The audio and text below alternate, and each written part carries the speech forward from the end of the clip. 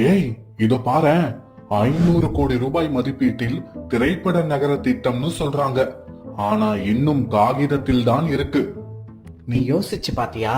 திட்டம் அறிவிக்கிறதுக்கும் ஆரம்பிக்கிறதுக்கும் நேரம் ஆகும்ல. ஓஹோ, 1 வருடமா திட்டம், 2 வருடமா ஆய்வு, 3 வருடமா பட்ஜெட். வேலை நடப்பது எப்ப?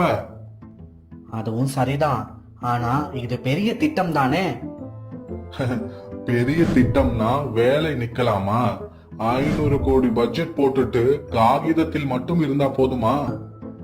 சரி சரி, ஆனா இது திரைப்பட உலகத்துக்கு பயன் தரும் தானே. பயன் தரும்னா முதல்ல திட்டம்னு காட்டுற காகிதத்துக்கு உயிர் தரணும். நாம டீ வாங்குறதுக்கு கூட 3 நிமிஷம் ஆகுதுல. இங்க 500 கோடி பட்ஜெட், டைம் ஆகத்தானே ஆகும். ஆமா, டீ வாங்குறதுக்கு நேரம் ஆகுது.